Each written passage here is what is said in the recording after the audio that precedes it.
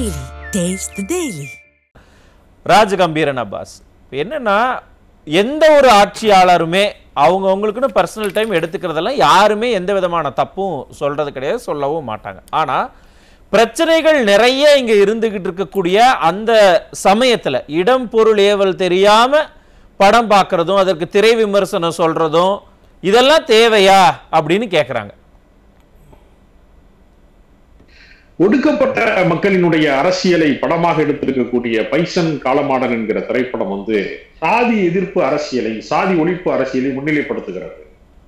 அதனால கபடி வீரராக வர வேண்டும் என்பவர் ஒரு அடித்தட்டு இருந்து போராடி வரக்கூடிய ஒரு இடத்துல இருந்து வர்றாரு. அப்படிங்கிறப்ப ஒடுக்கப்பட்ட மக்களினுடைய அரசியலை உற்சாகப்படுத்துகிற விதமாக எனக்கு ஒரு சந்தேகம், ஒரு திரைப்படத்தை அப்பாஸ் எனக்கு ஒரு சந்தேகம் இல்ல, ஆட்சியாளர்கள் தான் ரிவ்யூவரா மாறிட்டாங்கன்னா விவாதத்துல வர்ற நீங்களும் இந்த மாதிரி ரிவ்யூ பண்ணிக்கிட்டு ஆரம்பிச்சிட்டீங்கன்னா அப்புறம் நம்ம என்னதான் பண்றது? கடந்த காலத்துல எந்த முதலமைச்சர் படம் பார்த்தது இல்லையா?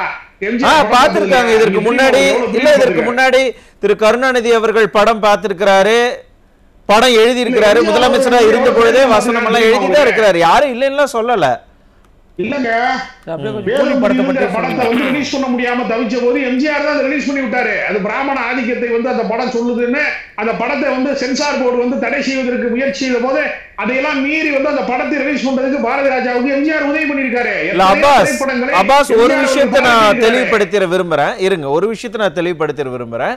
திரைத்துறையும் ஒரு துறை தான். யாருமே இப்ப எப்படி வேளாண் துறையை ஏன் நீங்க கண்டுக்காம இருக்கீங்கன்னு சொல்றீங்க? ஒரு நிமிஷம் அப்பாஸ், ஒரு நிமிஷம் இருங்க. எப்படி வேளாண் மக்களை நீங்க பார்க்கலன்னு சொல்றாங்களோ அதே மாதிரி சினிமாவும் ஒரு துறை தான்.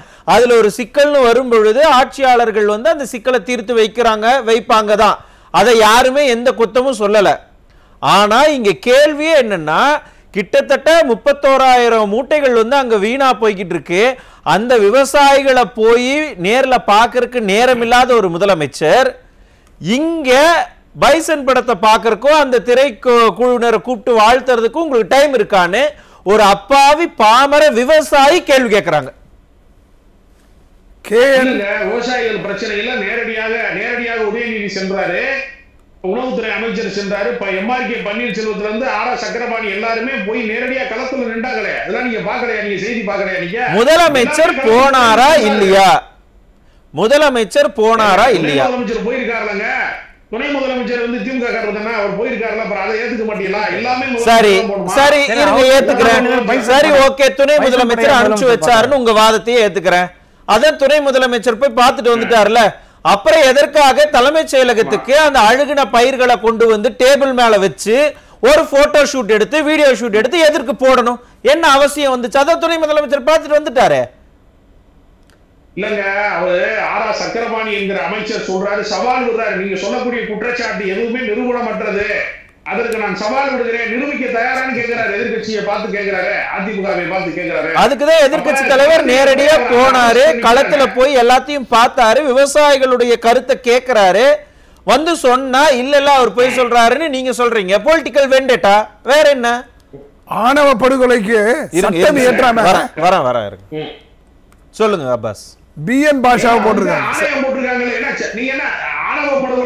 இருங்க முதல்ல இல்ல சார், அங்க பாத்தீங்களா உடனே ஒரு டைவர்ட் ஆகி போயிட்டாரு. ஒரு நிமிஷம் இருங்க. இல்ல நீங்க விவசாயிகளை பேசுங்க, அப்புறம் அடுத்தடுத்து வருவோம், ஒன்னும் பிரச்சனையே இல்ல.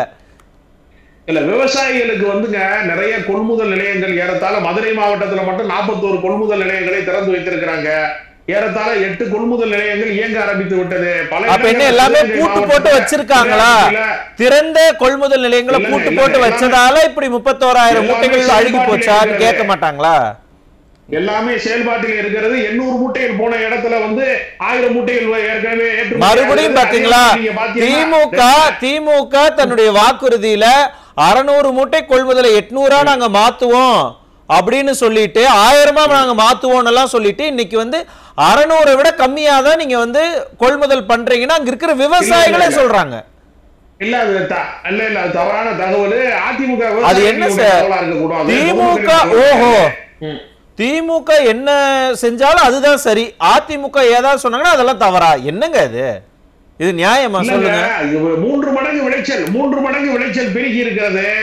அதற்கான உரிய நடவடிக்கை எடுக்கிறாங்க. இடையில மழை பெய்த போது கொஞ்சம் தேக்கம் ஏற்பட்டது. அது இப்ப சரியா என்ன சார் மழை இல்ல, இந்த சின்ன குழந்தைங்க சார் ஒரு நிமிஷம் இருங்க வரேன். சின்ன குழந்தைங்க ஹோம்வொர்க் எழுதல அப்படின்னா வயிறு வலிக்குது தலை வலிச்சுதுன்னு சொல்ற மாதிரி மழை வந்துருச்சு. மழை வர்றதுக்கு தானே சார் முன்னெச்சரிக்கை நடவடிக்கை நம்ம எடுக்கணும். அதுக்கு இந்த அரசாங்கம் என்ன பண்ணுச்சு? முன்பே அதற்கான கொள்முதல் ஒரு மாதத்திற்கு முன்பே தொடங்கிட்டாங்களே. அதான் நடவடிக்கை தானே, வேற என்ன செய்ய முடியும்? எல்லா நடவடிக்கை எடுத்திருக்காங்க. என்ன சார் வேற என்ன செய்ய முடியும்னு கேள்வி கேட்கறதுக்கு தான் அரசாங்கத்துல வந்து உக்காந்தாங்களா? இன்னைக்கு நீங்க பைசன் படக்குழுவினரை கூப்பிட்டு நீங்க கேக்குறீங்க, ஏன் அதே விவசாயிகளை நேரடியா போய் அவங்க கிட்ட கேட்கலாம்ல? இதுதானே மக்களுடைய கேள்வியா இருக்கு. நான் திரும்ப உங்ககிட்ட வரேன் அப்பாஸ், நான் திரும்ப உங்ககிட்ட வரேன் செங்கை பத்மநாபன். என்னன்னா விவசாயிகளை நேரடியா போய் பார்க்கலன்னா எதுக்கு முதலமைச்சர் போனாதான் துணை முதலமைச்சர் போயிட்டாரேங்கிற அந்த கேள்வி இருக்கு இல்லையா? இந்த கேள்வி எதை சொல்லுது நமக்கு? இது கூட பரவாயில்ல சார். நீங்களாவது பைசனுக்கு அவர் சொன்னாரு விளிம்பு நிலை மக்கள் ஒடுக்கப்பட்ட மக்கள்லாம் கதை சொன்னாரு. அது ஒரே ஒரு வரி தான். அந்த விளிம்பு மக்களுக்கு அக்கறை கொள்றவர் ஏன் பிஎன் பாஷான்ற ஆணையத்தை அமைச்சர் சட்டத்தை ஏற்றாம? அது ஒரு கேள்வி. ஒரு சொல்லுங்க அப்பாஸ், அவர் இந்த கேள்வியும் முன் வச்சிருக்கிறார், அதுக்கும் சேர்த்தே நீங்க பதில் சொல்லிடலாம். ஒரு புதிதாக ஒரு சட்டத்தை இயற்றுகிற போது அதற்கு ஒரு ஆணையம் அமைத்து அவர்கள் வழிகாட்டுகிற நெறிமுறைப்படி இருந்தால் பழைய ஆணையத்தெல்லாம் நம்ம பார்த்திருக்கோம்ல சார். நடைமுறை இது புரியுது கிடையாது. பழைய ஆணையத்தை நம்ம பார்த்திருக்கோம்ல, எத்தனை வருஷம் இழுத்தடிச்சிருக்காங்களா தெரியும்ல. உங்க மேல அக்கறை இதுதான், உடனடியா பண்ணிருக்கோம்ல. சரி, அது பல சட்டங்கள் இயற்றப்பட்டதற்கு முன்பு ஆணையங்கள் இயற்றி விட்டுதான் அதனுடைய வழிகாட்டுதலின்படிதான் அந்த சட்டமாக மாற்றுவது மரபு நடவடிக்கை. ஒரே நிமிஷம் அப்பாஸ் சார், ஒரு நிமிஷம் இருங்க, ஒரே நிமிஷம் இருங்க. நம்ம இங்க ஆட்சிக்கு வந்ததுல இருந்து சாதி ஆணவ படுகொலைகளை நம்ம இந்த சமூகத்திலிருந்தே நம்ம விரட்டணும், இது சமூக நீதி ஆட்சி அப்படின்னு எல்லாம் சொல்லிட்டு இன்னைக்கு வரைக்கும் எத்தனை சாதி ஆணவ படுகொலைகள் தமிழகத்தில் நடந்துகிட்டு தானே இருக்கு? சாதிய வன்முறைகள் நடந்துகிட்டு தானே இருக்கு. திமுக தோன்றுவதற்கு முன்னாடியே சாதி ஆணவ படுகொலை நடக்குது. நீங்க ஏதோ ஒரு கட்சி மேல ஃப்ரேம் பண்ணாதீங்க. அதிமுக ஆட்சியில ஆணவ படுகொலை நடக்கவே இல்லையா? அது எப்படி சார்? கொலை நடந்ததுன்னா அத கட்சி மேல ஃப்ரேம் பண்ண கூடாது. ஆனா அது நடக்காம நாங்க தடுக்கிறோம்னா மட்டும் அதுக்கு கட்சியை மட்டும் நீங்க பெருமையாக எடுத்துட்டு வருவீங்க. இது எந்த விதத்துல நியாயம்? கடந்த ஆட்சியிலையும் பல ஆணவ படுகொலைகள் நடந்திருக்கிறது. இல்ல அப்பாஸ் சார், ஒரு விஷயத்தை நம்ம தெளிவா புரிஞ்சுக்கணும். எதை சொன்னாலும் சரி அந்த ஆட்சியில் இல்லையா, இந்த ஆட்சியில் இல்லையா, அவங்க பண்ணலையா சார்? உங்களை எதுக்காக மக்கள் கூப்பிட்டு ஆட்சியில கொடுத்து உட்கார வச்சிருக்காங்க? சரி, ஓகே, நீங்க தான் சமூக நீதினு சொல்றீங்களே, நீங்க செய்யுங்க அப்படின்னா அந்த ஆட்சியை பாருங்க இந்த ஆட்சியை பாருங்கன்னு சொல்றதுக்கு நீங்க எதுக்கு திமுக அப்படின்னு கேட்க மாட்டாங்களா மக்கள்?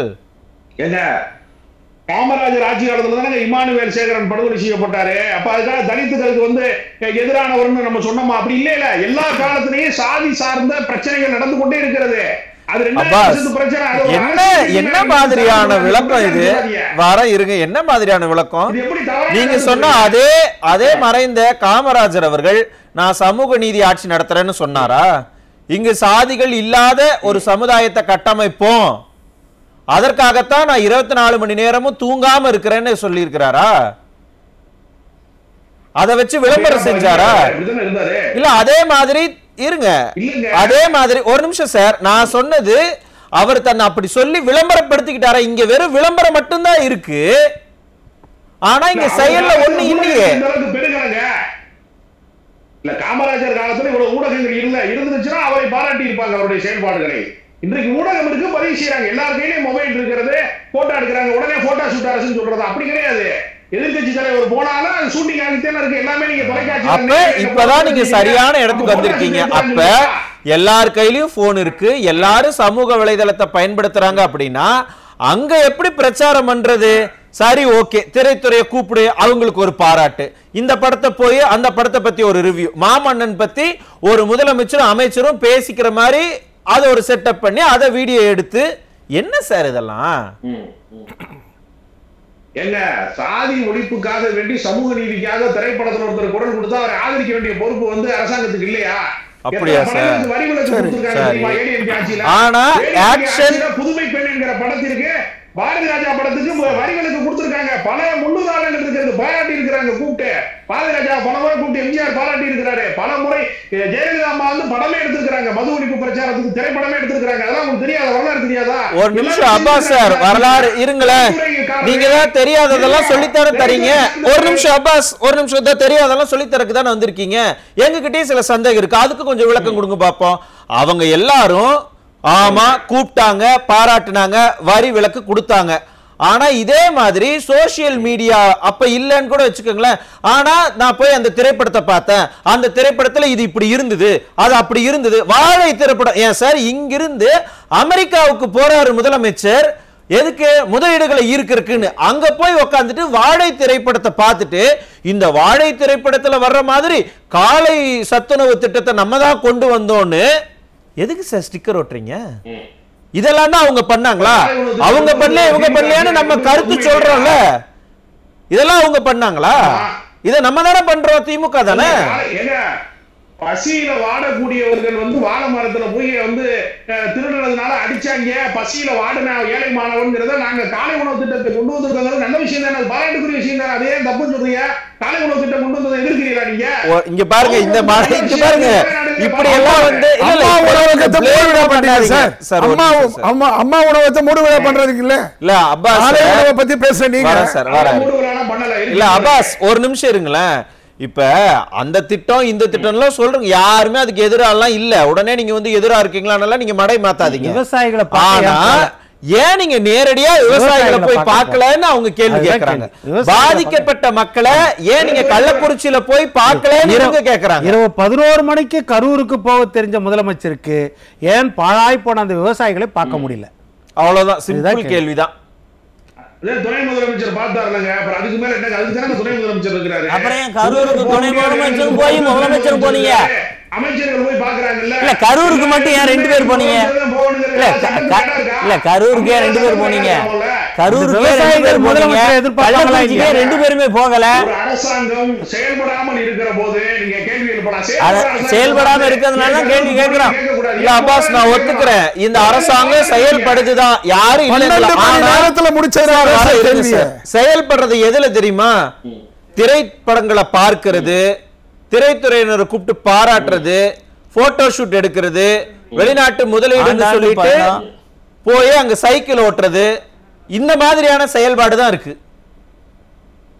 அரசுக்கு திரைப்படத்துறையில வரி கட்டுறாங்க, அவங்க என்கரேஜ் பண்ண வேண்டியது ஒரு முதலமைச்சர். எதுக்கு அப்புறம் கலைமாமணி பட்டம் கொடுக்குறாங்க? எதுக்கு அரசாங்கம் கொடுக்குறாங்க? அப்ப விவசாயிகள் இந்த அரசாங்கத்துக்கு நம்மளுடைய ஜிடிபில நம்ம சாப்பிடுற சாப்பாட்டுக்கும் விவசாயிகள் எது கான்ட்ரிபியூஷன் பண்றது இல்லையா? 25% விவசாய வருமானம் தமிழ்நாட்டு ஜிடிபில.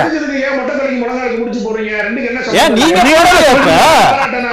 அப்பாஸ், நீங்க என்ன நியாயமா பேசுறீங்களா? இல்ல நீங்க இப்ப முடிச்சு போடலையா? வரி கட்டுறாங்க, அதனால அவங்கள பத்தி பாராட்டினாருன்னா என்ன சார் இது? அது ஒரு துறை, அரசாங்கத்துக்கு அந்த கடமை இருக்கு. அப்படியா? சரி, விவசாயிகளை தண்டிக்க வேண்டிய கடமை இந்த அரசு இருக்கு. அப்படியா? அப்ப ஏன் இந்த பைசன் படக்குழுவினரை கூப்பிட்டு பாராட்டும் பொழுது செய்தி மக்கள் தொடர்பு துறை அமைச்சர் ஏன் இல்ல? நீங்க தான் அரசு துறை, வரி கட்டுற துறை, ஏன் அந்த துறையோட அமைச்சரை உட்கார வச்சுட்டு அவங்கள நீங்க பாராட்ட சொல்லி இருக்க வேண்டியதானே?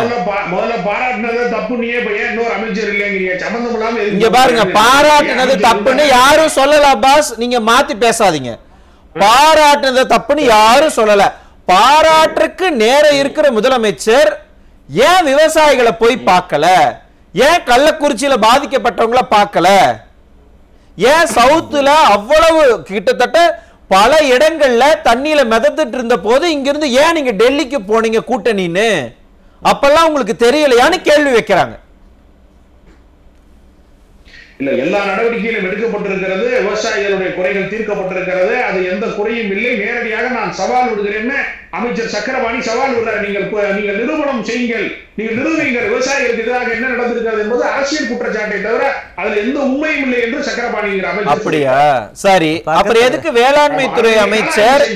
அப்புறம் எதற்காக வர இருங்க, அப்புறம் எதற்காக வேளாண்மை துறை அமைச்சர் அங்க போய் ஆய்வு பண்ணிட்டு ஆமா இது அரசாங்கம் வந்து இங்க ப்ரொக்யூர் பண்ணாம விட்டுட்டாங்க அப்படின்னு எதற்காக ஒரு தப்ப ஒத்துக்கிட்டாரு? இல்லங்க, உடனடியாக துணை முதலமைச்சர் போய் நேரடி ஆய்வு செய்து இவர் நடவடிக்கை கேள்விக்கு பதில் சொல்லுங்கன்னா இல்ல நீங்க எந்த கேள்விக்காக பதில் சொல்லுவீங்களா? இல்ல சார், என்ன சார் டிக் நீங்களே டிக் பண்ணிக்க வேண்டியதான். இந்த உங்கள் கோரிக்கை நிறைவேற்றப்பட்டது, உங்கள் கோரிக்கை நிறைவேற்றப்பட்டது. என்ன சார் இது? களத்துல இருந்து ஒருத்தங்க வந்து கம்ப்ளைண்ட் பண்றாங்க, இதுதாங்க இங்க பிரச்சனைனா நீ விவசாயியே இல்லங்கிறது துணை முதலமைச்சர் போய் அமைச்சர் போய் நீ போயா அப்படிங்கிறது என்ன? இது ஏன் திரைத்துறையில சேர்ந்தவங்க, திரைத்துறையை சேர்ந்தவங்க இந்த மாதிரி ஒரு கோரிக்கையோட வந்தாங்கன்னா அவங்களை இப்படிதான் ஹேண்டில் பண்ணுவீங்களா மிஸ்டர் அப்பாஸ்? இந்த அரசாங்கம் இப்படிதான் ஹேண்டில் பண்ணுமா? போலி டைரக்டர் சொல்லுவீங்களா? எல்லா துறைகளையும் ஆதரிக்கக்கூடிய ஒரு அரசாக திராவிட மாடல் அரசு இருக்கிறது. திரைத்துறையாக இருந்தாலும் சரி, விவசாயிகளாக இருந்தாலும் சரி. இல்ல நீங்க எல்லாத்தையும் பொதுவாகவே சொல்றீங்களே, ஸ்பெசிபிக்கலா சொல்லுங்க. விவசாயிகளை போய் பார்க்கறதுக்கு மனசு இல்லாத ஒரு முதலமைச்சர் படம் பார்க்கறதுக்கு மட்டும் டைம் இருக்கா? ரொம்ப சிம்பிள் சார். துணை முதலமைச்சர் நேரில் சென்றதற்கு பின்பு பன்னீர்செல்வம் எம்ஆர்கே பன்னீர்செல்வத்துல இருந்து சக்கரவாணி போன்ற அமைச்சர்கள் நேரிலே கலாய்வு செய்ததற்கு பின்பு அது துணை முதலமைச்சர் சென்ற பின்பு அந்த விமர்சனம் வந்து அர்த்தமற்றது. முதலமைச்சர் செல்ல வேண்டும் என்பதல்ல, துணை முதலமைச்சர் அந்த களத்திலே போய் சரி. அப்ப முதலமைச்சர் நாளைக்கு ஓட்டு கேட்க முதலமைச்சர் இல்ல திமுகவினுடைய தலைவராக ஓட்டு கேட்க எங்கேயும் போக மாட்டாரா? கண்டிப்பா போவாரு, எல்லாருக்கும் போவாரு. அப்ப ஓட்டு கேட்கணும்னா மட்டும் மக்களை தேடி போவீங்க. ஆனா மக்களுக்காக ஒரு பிரச்சனைனா நீங்க மக்கள் கிட்ட போக மாட்டீங்க. என்ன நியாயம் அது? எப்படி மக்கள் உங்களை நம்புவாங்க? துறை சார்ந்த அமைச்சர்கள் இருக்காங்க, அவங்க அனுப்பிட்டாங்கல்ல, அப்புறம் அதுக்கு மேல என்ன வேணும்? அப்ப அவங்கள நீங்க ஏற்றுக்கொள்ளலையா? இல்ல இது உங்களுக்கு இல்ல மிஸ்டர் அப்பாஸ், உண்மையிலுமே இத கேக்குற எனக்கே உண்மையிலுமே வேதனையா இருக்குன்னா கஷ்டப்படுறவங்களுக்கு இன்னும் எவ்வளவு வேதனையா இருக்குங்கிறத என்னால புரிஞ்சுக்க முடியுது. நான் திரும்ப உங்ககிட்ட வரல. சொல்லுங்க சார். ரொம்ப கஷ்டமா இருக்கு அப்பாஸ். ஏன் அவங்க போனா பத்தாதா அப்படின்னு விவசாயிகளை பார்த்தா உங்களுக்கு இலக்காரமா இருக்கா? உங்களுக்கு எல்லாம் அவங்க போதும், மினிஸ்டர் போதும், முதலமைச்சர் எதுக்கு அப்படிங்கிற மாதிரி இல்லையா? அப்ப துணை முதலமைச்சரையோ அமைச்சர்களையோ நீங்க வந்து ஏற்றுக்கொள்ளவில்லை, மக்கள் பிரதிநிதிகளை நீங்க நிராகரிக்கிறீங்க. ஆமா சார், ஆமா ஏத்துக்கல. மக்கள் முதலமைச்சர் முதலமைச்சருக்கு தானே ஓட்டு போட்டு ஜெயிக்க வச்சிருக்காங்க. அப்ப ஏன் முதலமைச்சர் வரல? இது கடந்த கால வரலாற்றுல அப்படியே நடந்திருக்கா? எல்லா முறையும் முதலமைச்சர் தான் எல்லா இடத்துக்கும் போயிருக்காங்களா? அதே கடந்த கால வரலாறுல ஏன் முதலமைச்சர் அங்க போகல, ஏன் முதலமைச்சர் இங்க போகலன்னு கேள்வி கேட்டவங்க தானே எதிர்கட்சியா உட்கார்ந்துகிட்டு திமுக. இல்ல யாருமே அரசு நிர்வாகம் சார்ந்து யாருமே தலையிடவில்லை என்றாலும் அது குற்றச்சாட்டை தவிர தலையிட்டு இருக்கிறாங்க. அமைச்சர்கள் போய் பார்த்ததுக்கு அதெல்லாம் நாங்க அக்செப்ட் பண்ணிக்க மாட்டோம். முதலமைச்சர் போனாரா கேட்டவங்க தானே. போகிறவரை யாருமே போகலையே சார். வார இருங்க அப்பாஸ், நீங்க போன சுற்றுல ஒரு விஷயத்த சொல்லுங்க, எல்லாமே போட்டோ ஷூட் தான், எல்லாமே போட்டோ ஷூட் தான். அதுக்கு விளக்கத்தை கொடுத்தாரு. யதார்த்தம்னா என்ன, போட்டோ ஷூட்னு ஏன் சொல்றோங்கிறதுக்கு தெளிவான விளக்கத்தை கொடுத்துட்டாரே. இல்ல அதாவது மழை நிவாரணத்திற்காக வேண்டி ஒரு ஆயத்த பணிகளை செய்வதை வந்து கொச்சைப்படுத்த வேண்டிய அவசியம் இல்லை. இங்க ஏன் போய் வந்து இது நிக்குது அப்பாஸ்? ஒரு விஷயம், ஆயத்தம்ங்கிறது மழை பெஞ்சுக்கிட்டு இருக்கும் போது செய்யறது ஆயத்தமா, இல்ல மழை நாளைக்கு பெய்ய போகுது அதனால 2 நாளைக்கு முன்னாடியே நம்ம எல்லாத்தையும் சரி செஞ்சு வச்சிருவோங்கிறது ஆயத்தமா? கடந்த 6 மாதங்களுக்கு மேலாக வெள்ள நீர்கள் வடிவதற்கான, மழைநீர் வடிவதற்கான எல்லா வேலை திட்டங்களும் மாநகரம் முழுக்க நடந்து கொண்டிருக்கிறது. பல தெருக்களிலே வந்து அகலப்படுத்துவதற்கான பணிகள், கழிவுநீர் வெளியேறும் அப்பெல்லாம் போட்டோ வரலையே, கால்வாயோடு இணைப்பதற்கான அல்ல அப்பெல்லாம் போட்டோ வரலையே. எல்லாமே நடந்து அது எப்படி மழை பெய்யுது உடனே குடையை பிடிச்சிட்டு முதலமைச்சர் போய் ஆய்வு பண்ற ஒரு போட்டோ வருது, வீடியோ வருது. அப்ப நீங்க வேணும்னே நானும் வேலை செய்யறேன்னு விளம்பரப்படுத்துறீங்க. ஆய்வு செய்யறது நல்லது தானங்க. மழைநீர் வடிகால் வந்து ஒழுங்காக பணி நடக்கிறதா என்பது சார் என்ன சரி, எதை சொன்னாலும் அதை செய்யறது நல்லது தானே, இதை செய்யறது நல்லது தானேன்னு தான் சொல்றீங்களா ஒழிய எதை எப்ப செய்யறதுன்னு ஒண்ணு இருக்குல்ல, ஒண்ணு இல்ல, எதை செஞ்சாலும் நல்லதுக்குங்கிறீங்கல்ல. இங்க ரிப்பன் பில்டிங் முன்னாடி தூய்மை பணியாளர்கள் போராடிக்கிட்டு இருக்கிறாங்க. அந்த போராட்டத்தை ஒடுக்கிட்டு அன்னைக்கு நைட்டு நீங்க போய் கூலி படம் பார்த்துட்டு நீங்க அதை வந்து அப்டேட் பண்றீங்கன்னா அப்ப அந்த தூய்மை பணியாளர்களை துச்சமா நினைக்கிறீங்க அப்படின்னு எங்களுக்கு தெரியுதுன்னு சொல்றாங்க. அப்படி கிடையாது. மாநில அரசுக்கு நிதி நெருக்கடி இருக்கிறது, அதை சரி செய்வாங்க. இப்ப நர்சுகள் போராடினாங்க, இப்ப அவங்களுக்கு எல்லாம் அரசு பணி வழங்கி இருக்கிறாங்க. அதே மாதிரி சார் இங்க பாருங்களேன், ஒரு நிமிஷம் அப்பாஸ், நீங்க நிர்வாகத்துல என்ன மாதிரியான குளறுபடிகள் கோளாறுகள் இருக்குங்கிறது கூட இங்க நான் கேட்கல. ஒரு மனசாட்சிப்படி தார்மீக அடிப்படையில கஷ்டம்னு இருக்கிறவங்களுக்கு கூட வந்து ஏன் நிக்கல, நிக்காட்டி கூட பரவாயில்ல, அந்த சமயத்தில் நீங்க போய் படம் பார்த்துட்டு படத்துக்கு ரிவ்யூ சொல்லிட்டு நீங்க இருக்கிறது தான் மனசு கஷ்டமா இருக்குன்னு சொல்றாங்க சார். சிம்பிளா அப்படிலாம் கிடையாது. மிக சிறப்பாக வேலைகள் நடந்து கொண்டிருக்கிறது. வெள்ள நீர் வடிகால், மழை நீர் வடிகாலுக்கான வேலைகள் சிறப்பாக அஜெண்டா புரிஞ்சிருச்சு அப்பாஸ். கிட்டத்தட்ட 15 தடவைக்கு மேல சிறப்பாக சிறப்பாக சிறப்பாகன்னு நீங்க சொல்றதுலயே எங்களுக்கு ரொம்ப சிறப்பாக புரிஞ்சிருச்சு இந்த அரசாங்கம் என்னெல்லாம் விளம்பரத்துக்கு பண்றாங்கன்னு புரிஞ்சிருச்சு. நன்றி கூட நிக்காத ஒரு சூழல் வந்திருக்காரு. நன்றி அப்பாஸ்.